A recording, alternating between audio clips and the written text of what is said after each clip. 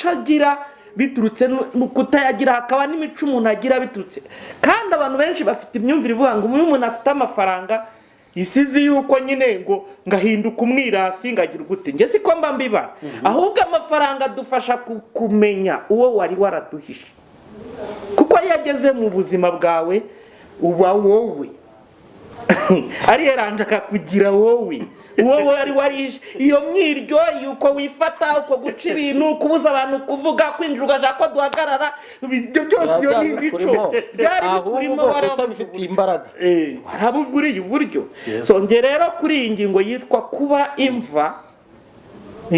imva dufite abahanuzi abasha kugera iwawe kuko ibiryo atabyigurira, bafunga amasengesho kuko asanze kwa Jo akahasanga ifiriti, akahasanga inkoko, abanga nzayakomeza ejo. Ariko iyo haza kubiwe abyigurira ari butaha akabibona nuko rero ukomeze gusenga. Ariko ibiryo watetse bibaye imboneka rimwe, none ntabwo ucengera n'ahandi bishize kuvuga ngo biraba umuzi wo kugwa. Hari n'abantu areba umuntu se ko nteganya akanyishyurira inzu, bamwe niyo mpamvu bavuga ngo yo ni musema kwe. Ubunebwe ni icyaha Imana izatubaza, kizahanirwa nk'ikindi cyaha kindi cyose.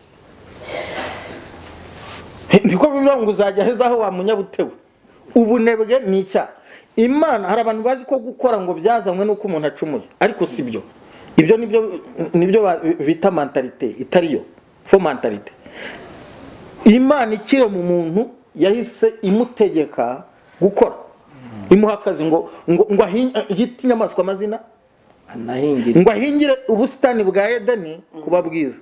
Kandi Imana yaburemye ishyiramo ibintu, ariko asabwa kongera gukora ngo abihindure byiza. Nibyo mu Gifaransa nakita creativité. Naruko kukiganiraho n'umuntu wenda azakurikirana iki kiganiro, dusanga rimwe na rimwe Imana ntiduha produit fini, ahubwo iduha matière première.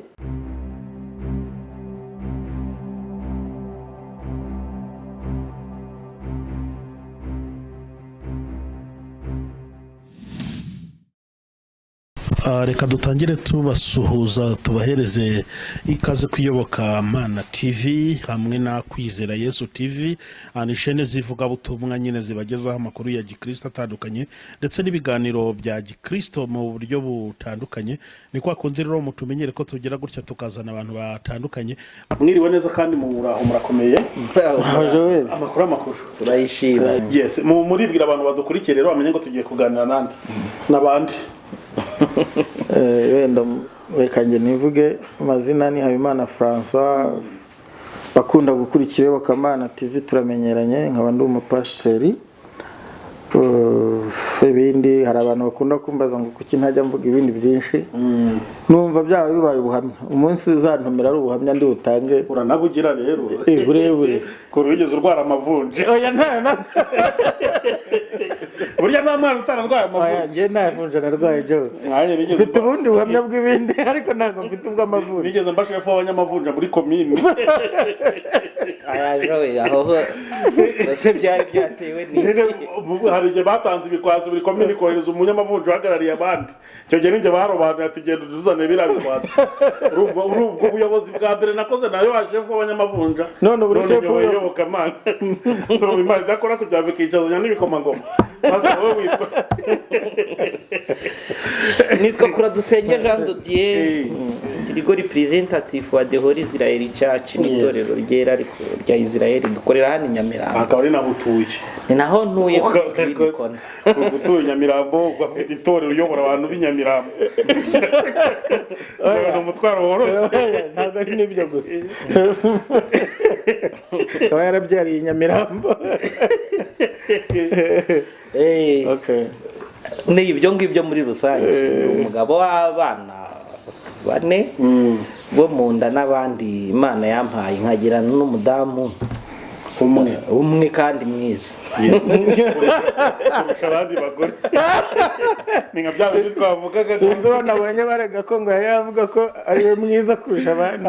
hari umuntu twarimo tuganira kare ubwiza bwo twabwihorera bwiza buri rurativa. hari umuntu twarimo tuganira kare kutubwira ngo umugore wawe akubaje ntushobora kuvuga ko hari undi mugore mwiza uwicaranye n'umugore wawe. Ntibiba hano nawe waba ushaka kurwangiza. ariko asa no kuvuga ko buriya ntawe uba uhari ni kwa kuri nyine ko kuri Ahari ariko nyine ubwo ugiye kubaza Israel ntibibaho. ugiye kubaza Jado kandi umugore we ashobora kureba iyi video. oya ntabwo ari kubaza ni muri rusange. Yes aba ari ukugira ngo ikiganiro dutangire nyine abantu ubundi iyo dukora ikiganiro aba ari ivugabutumwa ari entertainment kugira ngo abantu bishime baba birewe mu kazi bagize ute birumvikana. Iki kiganiro kirakomeye ndashaka ko tuganira ku bintu bijyanye n'ubukristo n'amafaranga. Amafaranga ari ikintu gikunda kugaragara nka kimwe mu bintu bigusha abantu ugasanga abantu rwose bakomeye bahangirikiye. Ubwo mvuze gukomera ni mu matorero cyangwa na mu bindi bintu bya gikristo muransobanura ni ukubera iki amafaranga abantu benshi bayagwaho iyo mva ishingurwamo abantu benshi. Reka wenda gatonze gukoresha amagambo make ndi bubivuge turaza kuvuga mu buryo buri open. Nshobora kuba uko ngiye kubivuga bitandukanye n'ukundi yaba ari buze kubivuga mugenzi wanjye. Urwa mbere rwa Timoteyo 6:10 ubwo uravuze ngo kuki ngo bagwa kuki bagwa ni imva abantu benshi usanga bashinguwemo. Haranditse ku 10 ngo kuko gukunda imiya ari umuzi w'ibibi byose. Hari abantu bamwe bazirarikiye barayoba bava mu kwizera bihangishaho imibabaro myinshi. Rero Bibiliya iri kirere ntabwo ica ku ruhande ariko aha naho mangira ngo abantu baze kumva neza uko bikwiriye. Uburyo ihinduka imva iburyo Bibiliya yavuze ngo ni umuzi w'ibibi yego. Aha ndagira ngo abantu bumve impamvu Bibiliya iri kuvuga gutya. Iyo ukunze amafaranga bikarenza urwego rukenewe ntibivuga ngo amafaranga twemeranye yuko no kugira ngo Kristo abashe kuva ku musaraba ibindi byose byaranze hakenera umugabo uyafite. Yeka umugabo uyafite niwe wabashije amafaranga kugira ngo ajye guhamba kugira amafaranga twemeranye yuko isi iyobowe n'amafaranga. Ntago sinyoboye yuko hari abantu bamwe ariko nabo twabanaga ku musozi wa diplomasi igendanye na diplomasi hazamo icyo bita demokrasi. Bavuga ko isi iyobowe na demokrasi. Demokrasi ni ubutegetsi bw'abaturage butorerwa n'abaturage bugakorera abaturage. niko isi bivuga niko isi bivuga ariko ntago ubundi isi iyoborwa n'amafaranga kuko nyuma y'icyo bita free trade agreement ni amasezerano igihugu kigirana n'ikindi akemerera kugira sovereignty cyangwa ubudahangarwa. Muri ayo masezerano ingingo ya mbere ya free trade agreement irengera abakire. Bishatse kuvuga ngo amafaranga ntago twabona uko tuyita mu magambo make ariko twe utazi kari yayoboye yaba ari uko yabyirenganya. Akiraho kugira ngo nakomeze ikintu yashatse kuvuga abantu bumve ko amafaranga c'est une puissance ni imbaraga. Amafaranga n'ubushobozi. Oya mu bihugu byo biri fiscal paradis baba honete. Ibi tuvuga ngo turabakanga ngo wavuye kwiga ngo wiga amategeko ngo ugira gute. Yo n'amafaranga barakubwira ngo ubwo bwenge wibipfusha ubusa. Genda ubushakisha amafaranga nawe uzutobora uvuge. Rero ni nayo mpamvu nuba uri gusoma mu gitabo cy'umubwiriza 9:14 herekana umuntu uzi ubwenge ariko utayafite ngakiza umudugudu. Ni Bibiliya ibivuga ngo ariko amaze kuwukiza ngo nta wamwibutse ngo kandi wari umudugudu muto wese umwiza. Ngo Salomo arabangomera ko ndavuga ngo ubwenge burusha agaciro imbaraga ngo ariko y'ubwenge budafite amafaranga burahinyurwa nta gaciro bugira. So abantu nibumva duteruye ku ngingo ivuga ngo amafaranga ngo agushije abantu ahindutse imvagize gute twongere kwibuka ko ibi ngibi biba intandaro twanarayize uyu murongo dusomye kuko amafaranga ari umuzi w'ibibi byose. Nshatse nakongeraho rimwe na rimwe nk'uko utayafite ibibi ntabwo ari ijambo nsomye muri Bibiliya, ahubwo twanarayizinge dukora analize systematique y'uyu murongo. Amafaranga ni abantu benshi bari kumva umurongo nk'uyu hari igihe bahita bawujyana kuko tuba tuvuze amafaranga. Isi itunga imyumvire mibi kw'iyo ngingo. Bibiliya nibivuga ngo mera ko ndavuga ngo y'ubwenge ari ubw'umukene burahinyurwa. Uzi ko kugira ngo Imana ibyo uvuga mu bintu 8 bibasha kwinfluencinga isi nayabamo, kuko igihe cyose uri umukene ukaba uri kuvuga ibyo uvuga bifite uburyo bidutwaho, bishatse kuvuga ntago dushaka kuyavuga nka sakirirego nk'iki, ahubwo turashaka kugira ngo abantu bumve kuko amafaranga ari umuzi w'ibibi byose. Dukoze analize systematique ujya kuyashaka, of course ubu byakugora kugira ngo ubone amafaranga wahaje we Eida niyo yaba ari umupagani adasenga adakijijwe atari kugendera mu mahama avuga ngo ntukice, wapfa kubona amafaranga uri buhejo we kugira yica umuntu.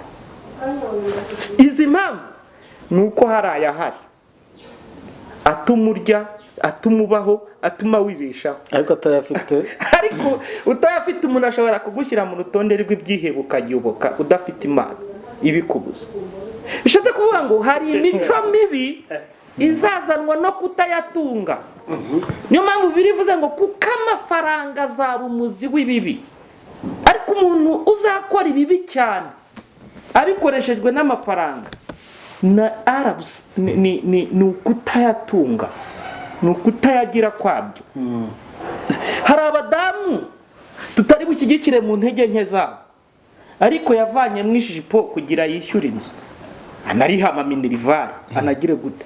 Ariko ushobora gusanga uyu muntu icyo bamufatishije $100 nagafuka k'umuceri ushize barakamuzaniye abonye bakinjize mu nzu. Umuntu nk'uyu arakarama aha amazi ngo ni muzima, ariko ahantu ari gutuma ahatumye arangara ni crise, ni ukudatunga amafaranga kwe.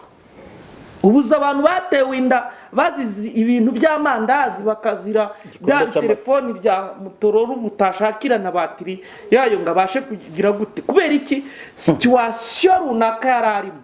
Abantu bakunze kumvira ijambo bakaryumva nk'umuzi w'ibibi, abantu bakumva ko abantu bafite imyumvire mibi ku cyitwa amafaranga. Hari ubuzima ubamo, hari abadayimoni batirukanwa na mu izina rya Yesu, birukanwa na kashi, nubwo turi kuvuga ko ari umuzi w'ibibi. So ukaba umuntu hari imico agira biturutse kutayagira, hakaba n'imico umuntu agira biturutse. Kandi abantu benshi bafite imyumvire ivuga ngo umuntu afite amafaranga isizi yuko nyine ngo ngahinduka umwirasi ngagira gute. Nge siko mba mbiba, ahubwo amafaranga dufasha kumenya uwo wari waraduhishe, kuko yageze mu buzima bwawe uba wowe ari yaranje akakugira wowe ari warishe iyo mwiryo yuko wifata uko guca ibintu, kubuza abantu kuvuga, kwinjira ugaja ko duhagarara, ibyo byose iyo ni ibico byari bikurimo barabifitiye imbaraga barabuguriye uburyo. So nge rero kuri iyi ngingo yitwa kuba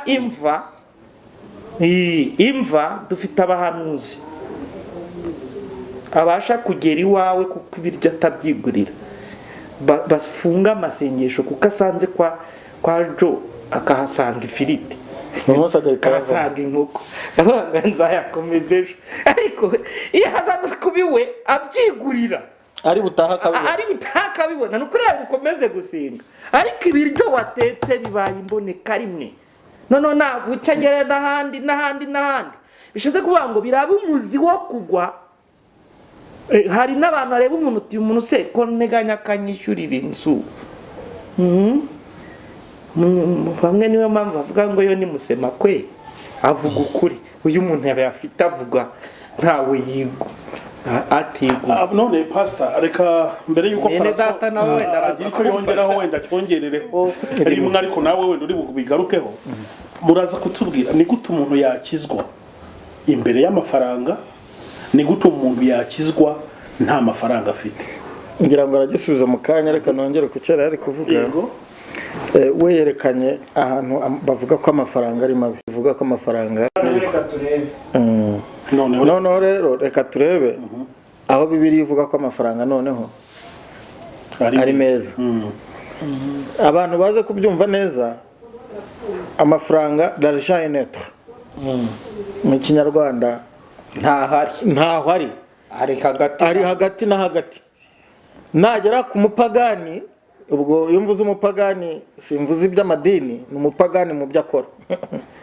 umunyumve ari naho yavuze reka mpagarukeho aranavuga ngo amafaranga yerekana uwo uriwe yarumva ni wowe wari wihishe cyangwa se utari ubifitiye ubushobozi kuko ntuzavuga ngo ntiwiba utaragera ubona ibyo wiba ntuzavuga ngo ntusambana ntugira amafaranga yo guhamagara umuntu nta nzu nziza ugiramo wamujyanamo nta hoteli wakwinjiramo ngo umusohokane ubiwanyu urasambanira oya muba mu gashamburete mwese murara mubyigana kereka n'umujyana mu gihuru siko ari abantu bakijijwe kubera situwasiyo akaba kondisiyo nziza cyane ubundi uzagaragaza ko utiba mu gihe baguhaye miliyoni 100 ngo uzijere warangiza ntuzibe cyangwa watoye amadolari y'umuzungu aho nawe harazi indi deba reka tuba turetse kuhajya umbajije ikibazo umuntu yambajije kandi n'ubundi hariho ikibazo uretse kuhagera kirahari ndakigarukaho noneho ntuzanavuga ko hari ibyaha bigaragara amafaranga ni amplification amplificateur aramplifiya ibiri mu muntu akabishyira hehe hanze ni ukuvuga byari bikurimo ariko nta amplificateur byari bigize bite ntabwo byari bi amplifiye noneho amafaranga ahindutse amplificateur yo kugira ngo abisohore hanze ni muri wowe ubwirasi bwari bukurimo ariko ntiwabonaga uko wirata ufite inkweto yacitse yinjiramo amazi uri kunukira abantu ntabwo biri bukuru wakirata uteze kandi udafite igituma wirata no nutera abantu amazi kuko utwaye V8 cyangwa utwaye imodoka burya na mbere yuko ugira V8 uwo mwirato wari ukurimo iyo usomye hano mu gitabo cy'umubwiriza Ecclesiastes ibice 10 mubwiriza ibice 10 murongo wa 19 aravuga ngo ibirori bigirirwa gusetsa urabyumva icya kabiri kandi vino inezeza ubugingo kandi feza niyo isubiza ibintu byose mwabyumvise ifeza ni amafaranga abantu babyumve niyo isubiza ibintu byose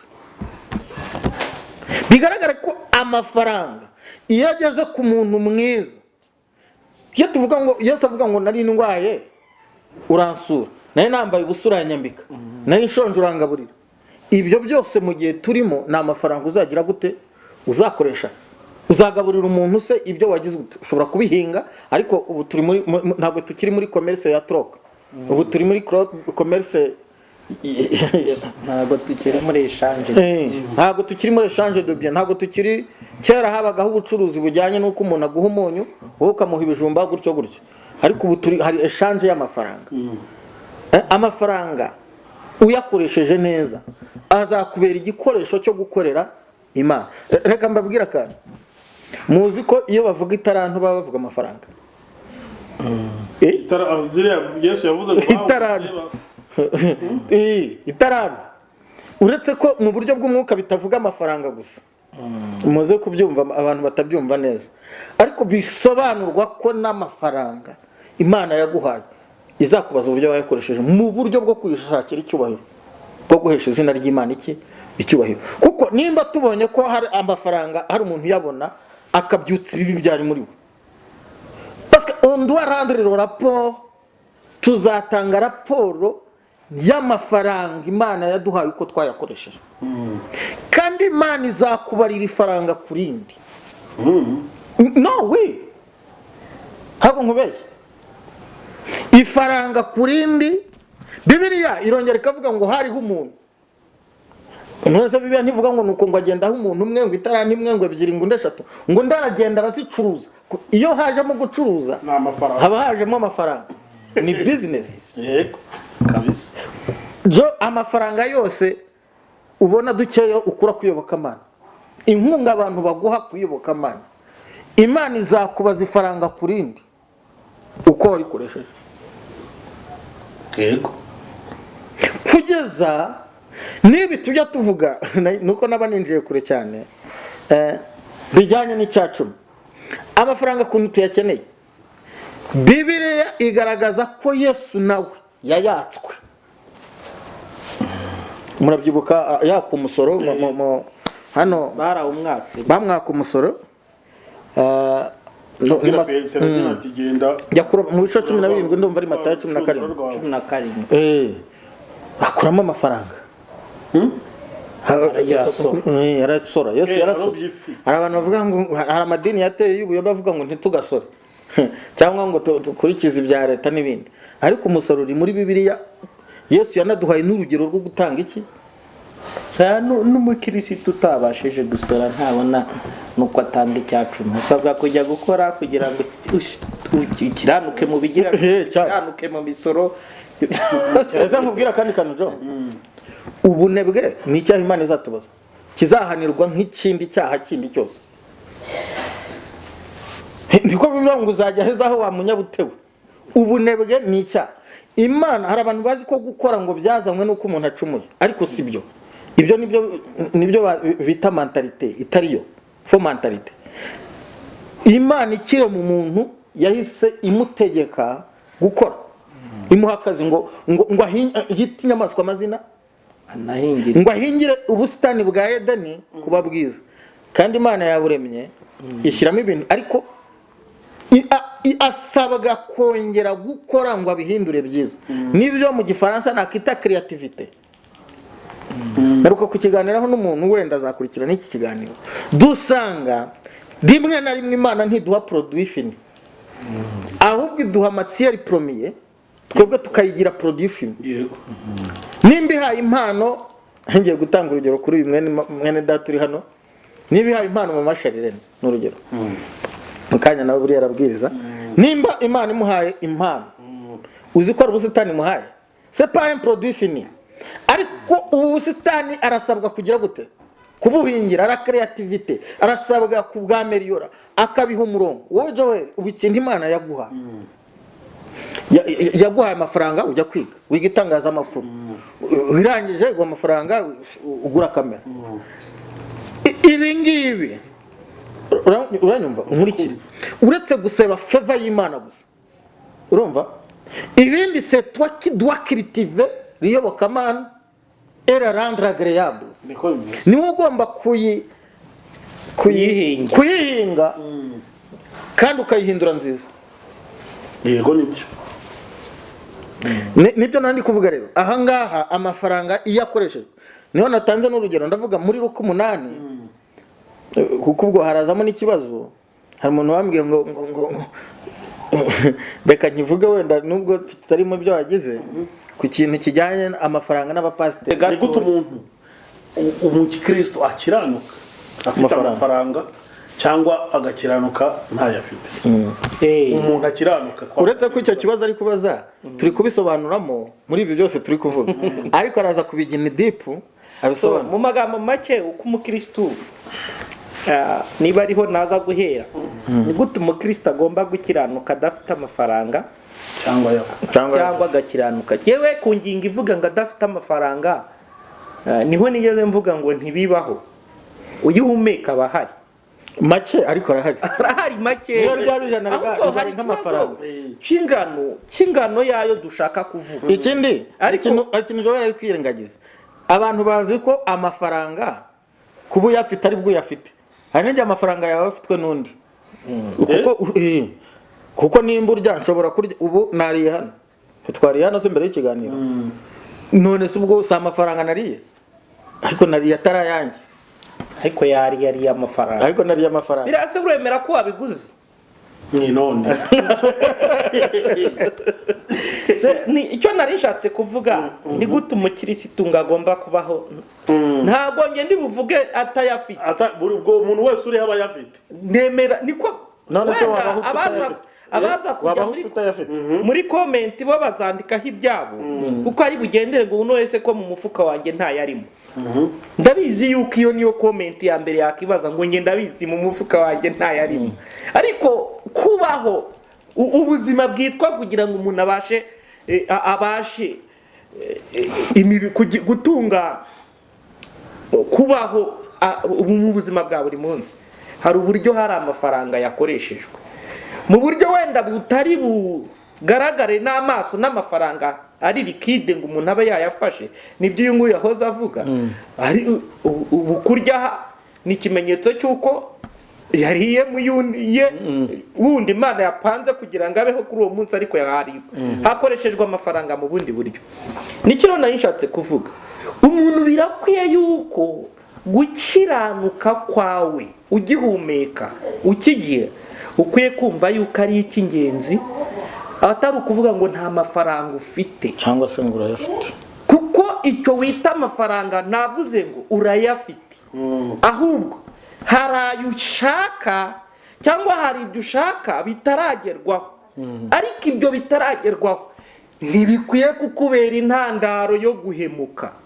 Kantanga urugero rumwe, yaminguka mu mujyi wa Kigali, iwacu babanjije kumwonsidera nk'umuntu wasaze, biturutse aho nari mvuye nje mu buzima bugendanye n'umuhamagaro. Hari etape nabanjije kunyuramo n'iyi Cyangugu iriya muvuka, narahabaye iminsi ahantu bita za Nyakabwende hejuru, umuntu wanjyanye gutyo Nyakabuye hejuru. Noneho hari ubuzima naciyemo ndi guhisha n'iwacu batazi, batigeze bamenya bagire gute. Naciye mu buzima ahari wenda hari n'etape nigeze ntunga ipantaro ebyiri n'ishati ebyiri. Ntabwo wari umukire. Hari n'igihe bwimwe yigeze igira ikibazo nayigoroye, bampaga igiterane nagenda navuga ibyiciro by'insengero, bakambwira ngo tuguhaye iminsi 7, nkagenda mpakana nanga ko bamenya ko ipantaro ari ebyiri n'ishati ari ebyiri.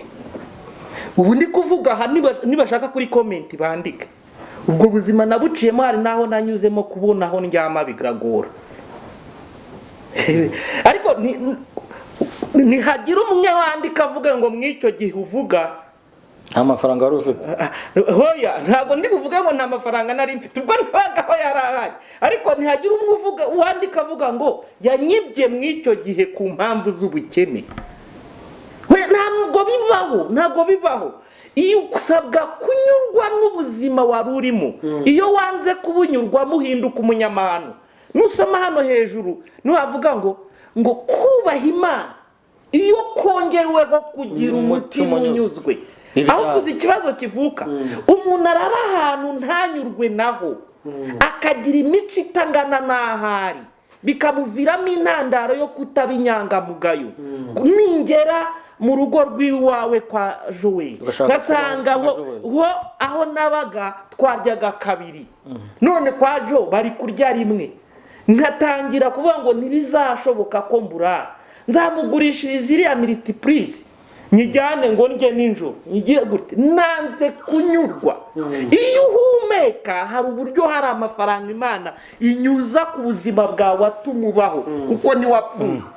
Ahubwo uremera kunyurwa mu bukristo bwawe, utegereze aho Imana igushaka. Kuko iyo kunyujije mu ishuri ukarikwepa ryawe ry'uburyo ugomba kwitwara, ibivuga ngo udakiranutse muri duke sinzamwizerera muri byinshi. Si ukuvuga amateka yarahindutse ku buzima bwanjye, ariko yahindutse n'ibye. Hari n'umuntu w'Icyangugu bita Claude ufite sitasiyo, ubu nawe arankurikiye muri iyo etape. urumva ahantu narindi njye siho mvuka yasize amafaranga munsi y'intebe miliyoni zigera muri 4,700 na ajya muri Kongo amamagara ivu Jado uracyari mu rugo ndamubwira ngo humura ntayo natwaye ndi hano yakasatagira kuko yasize hafi y'umukene yumvaga ko kuba ntayafite mbonye yatuma ntoroka mbonye yatuma munga ariko Jado ubuza akantu uzi kujya mu rugo rw'umuntu kera tugikennye ariko apana ubu Imana yadusubije none ukajya kumva ngo telefone ngo yari hano ngo irabuze ngo kandi ngo iyo ngeso ntiyabaga muri uru rugo ubwo bavuze wowe waje wubugitse niwe witwara amagambo make ngewe icyo narishatse gusubiza Joel ni nta bukene buvanaho umukristo kuba inyangamugayo ikigeragezo cyaturutse ku Mana kirayimwegereza niko bimeze kigusunikira ku Mana ukajya uyitegereza ukayirindira nayo ikavuga ngo uranyemeje uwo munsi nkiva aho ngaho nagiye mbona kugira neza kw'Imana uzi ko uwo mugabo aje yakoze muri ya mafaranga akampereza inoti y'5,000 yitegera amaboko kumbi yayibagiwe agira ngo mbone ayanjye yari ayo 5 amerere abakamembe umugore we yitwa Mbabazi baba hari akamembe kuri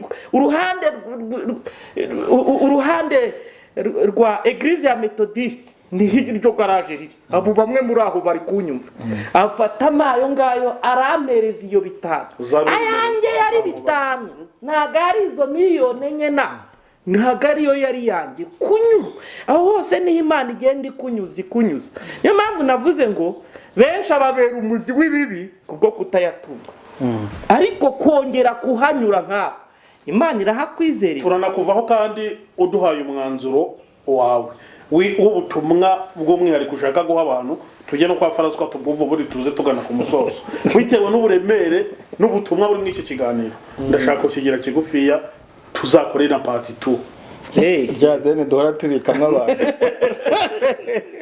ntacyo gusa icyo narishatse kuvuga abantu benshi bazi ibigendanye n'ubushakashatsi bwakoze n'icyo bita GAREP ni ikigo cy'ubushakashatsi gishinzwe kugira inama ibihugu ibihugu 19 bya mbere bivuga ko kuyoboka Imana n'ubukirisitu ikitwa amadini ni genero ko bikenesha byo ntibabibamo benshi rero ibihugu byinshi bikunze gusa nkaho cyangwa abantu benshi bakonsidera ubukirisitu cyangwa kuyoboka Imana cyangwa kumenya Imana cyangwa kwishingikiriza ku Mana benshi babikonsidera nk'ibyabaye inkomoko yo gukena ariko siko kuri ahubwo ubukene niba bari gusoma ubushakashatsi bw'ibyo bwa 2010 iyo bari kuvuga ibi nuko Afrika ihitiza mwaha mu bihugu byemera Imana kuyihe mpamvu nimujya kureba igipimo cyo mu 2008 81 bari abantu bemera Imana bafite kwemera pana bemera Imana ariko batari abakirisitu kuko abakirisitu ni 1/3 ni miliyari 2 na miliyoni 300 kugeza kuri uyu munsi 1/3 nibwo bukirisitu hari n'abandi rero bafite kwemera ariko kwemera Imana ari Kristo kutemera Kristo ubwo kwemera in general muri rusange so rero mu magambo make narishatse kuvuga nimujya kureba umwimerere wa Amerika yo uyu munsi nubwo iri gutomba deficit iri guhomba isi mu bantu 50% y'abakire b'isi nibo n'uwo mugabane 50% nibo bishatse kuvuga ngo umbwiye ngo ubukirisitu cyangwa kumenya Imana kandi umwe muri 3 mu banyamerika bamukonsidera nk'umuvugabutumwa nk'umuntu uvuga iby'Imana waba ugiye kumbwira ko ari abatindi bishatse kuvuga ngo ntago impamvu kumenya Imana no kuyiyoboka sibyo bikenesha ahubwo kutamenya amahame cyangwa uburyo byitwaramo ibikoreshereze y'amafaranga nibyo bikenesha. Nkakangura abantu mbabwira ngo wenda ubwo muvuze ngo tuzarimana part 2 tuzagerageza kuvuga ni gute amafaranga umuntu ayabona akijijwe. yego icyo Gute umuntu atunga amafaranga akijijwe.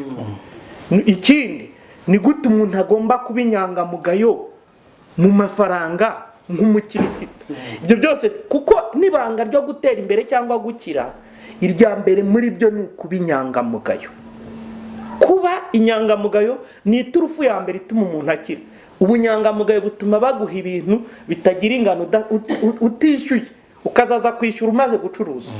Kuko uri inyangamugayo, ariko uko naniwe kuba inyangamugayo muri duke, nta nubwo yiba muri byinshi. Ngo tuzagira part 2, yego reka wenda tushaka uko duhinira mwaho tuzasobanura wenda ni gute twatunga amafaranga, ni gute twa inzozi zacu twazipfira twubaha Imana. Birakwiye ko dukira dusenga, kandi tugasenga dukize. yego Byose bizava.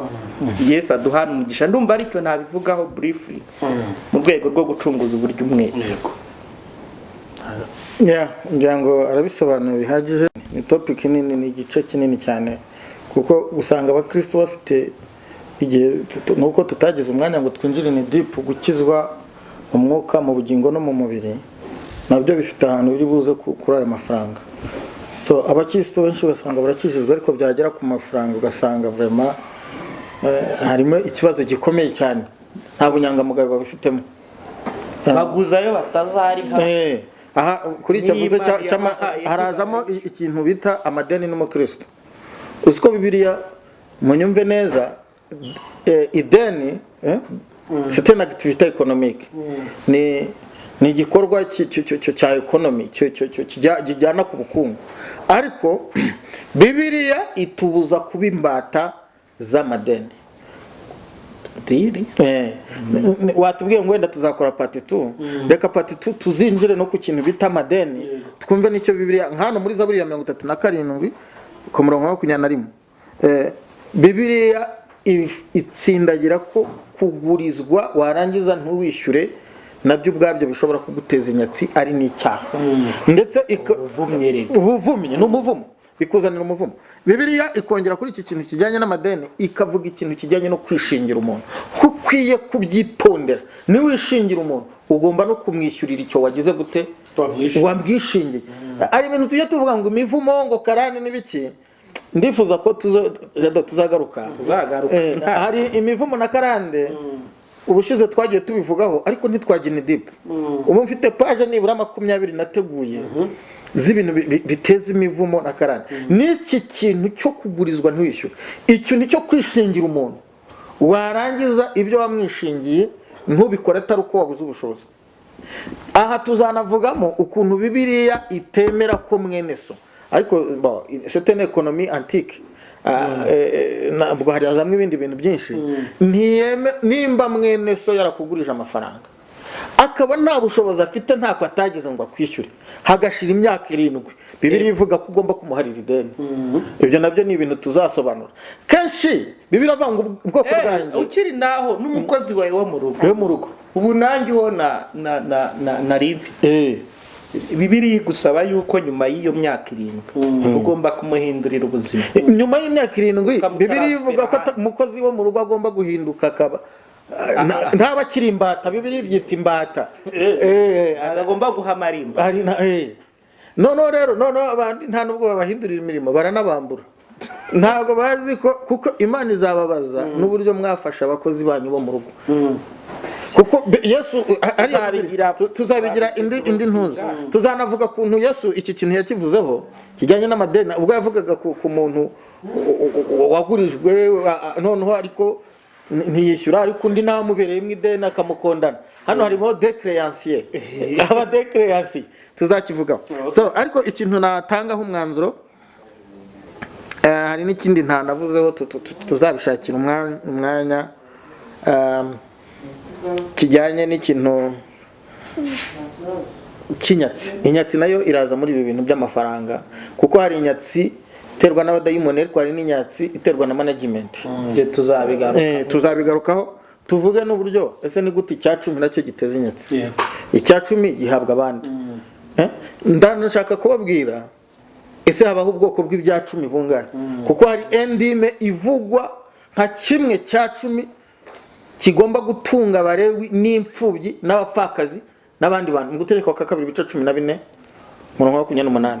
Haho havuga endime icya cumi gihabwa abapfakazi n'imfubyi n'abandi bantu bababaye. Sometimes simbizi mu rusengero buryo baprika iki cya cumi kivugwa hari mu Gutegeka kwa kabiri, nimba bajya bagira igihe amatorero amwe namwe arabikora, ariko bakagira igihe cyo kureba mu rusengero imfubyi zirimo, abapfakazi, indushi, donc le peuple vulnérable, abantu bababaye. Iki nacyo ni ikindi kintu. So ariko ikintu nge navugaho gatoya, mfite ibindi bingusha, mfite ibindi bintu ariko iki kintu nge impamvu nemeye no kuza kukivugaho nuko nanjye tikida kinsinda, ntago amafaranga arambere ikigirwamana ku buzima bwanjye. Umugisha uyu yabivuzeho kuntu umuntu yamusigiye umugabo witwa umwe baramuzi muri ADPR w'umukire cyane yitwa Birahagwa Janvier, yari mwarimu mu Gakinjiro, wari umukire nyiri Salisa. Twegeze tujyana Icyangugu asigira miliyoni 9 ajya muri Kongo. Bimwe bavugaga doko erega kugira ngo Imana igukure ku rwego gushyire ku rundi ibanza kugupima. Ndakubwiza ukuri, nta na rimwe Imana igusimbutsa step maki guhayira reba ukuntu yajera ikaba, kuko ndashaka kugutangariza wowe uzareba iki kiganiro kutari wagera na kimwe cya kabiri cy'urwego rw'ubutunzi Imana ishaka kuguha, ahubwo iracyareba uburyo ibyo yaguhaye wowe Joel. Ntabwo Imana irakugeza kure, yo kamana ntabwo iragera ku rwego guha amafaranga afatika, iracyareba ukuntu witwara muri utu duce iri kuguha kugira ngo iguhe byinshi. No ntago mbese iteka y'Imana igiye kungirira neza inshyira ku gipimo. Iheruka kumpima mu minsi ishize, umuntu yanyehereye ituro irampima incisha ahantu hari umukene kazo kamugwiriye, irambwira ngo ntacyo wabonye hari. Ndabizi ko hari urundi rwego igiye kunyimuraho. I know sibyo, nimba icyo kitaransinze I know, sabira n'umugisha n'abandi banteye inkunga, tuzagira ikiganiro cyabyo nabyo. So abantu rero bitondere uyu munzani bariho w'iby'Imana ibahaye uko babitwara. Sibyo bivuga ngo iyo taranta yikoresheje nabi ngo yarayambuwe ihabwa undi. Nukuvuga iby'Imana iguha nutabikoresha proprement uko byakagombye gukoreshwa izabikwambura ibiha abandi. Kuri iki kintu cy'ubutunzi nta nubwo Imana inareba gusa kuri umukristo, ahubwo ireba uburyo ubikoresha. Ihame rikora kubukijijwe no n'udakijijwe. Tuzababwira kuntu iri hame ry'amafaranga rikora kubakijijwe n'abadakijijwe. Ni ibindi bintu nabyo biri gutanga bwabyo, gutanga bihesha umugisha kuruta guhabwa. Niyo nk'ibyo yageze avuga ibihugu byinshi bikize, urumva nibyo bitanga inkunga ku bantu bababaye, impunzi n'iki. Uzasanga Europe na Amerika nubwo muvuga za China itangiye kwiga uburyo bwo kuza gukora abanyafurika imihanda n'iki, nibwo iri gutumbagira. Donc waba ukijijwe waba udakijijwe, mu gutanga harimo ibanga ryo kurekipera, ryo kwakira, ryo kubona umugisha. Nta n'umuntu utunze amafaranga ibyo utabizi. Nta muntu utunze amafaranga yakubwira ze ko yagize hano. Abanyamerika ho bamwe na bamwe icya 10 sagakiza ni itegeko n'abayahudi. Okay, tuzagira umwanya ariko gusa ikintu ntago twarangiza tudafashe umwanzuro. Nuko uburyo uri kwitwara muri duke. Yosefu mbere yuko ava ku gipimo cy'ububoyi ajya ku gipimo cyo kubaho kabiri ku mwami, yacishijwe ku gipimo. Ajya ku rugero rwo kuba kabiri ku mwami, yacishijwe ku gipimo kimubwira ngo noneho ryama uhabwe kuyobora umudugudu cyangwa akarere. Nyamara kubyihanganira byamuhesheje ikiruti cy'umugore wa muka Potifari yari kumuha, kuko umugore wa Potifari mugabo yari chef d'état major.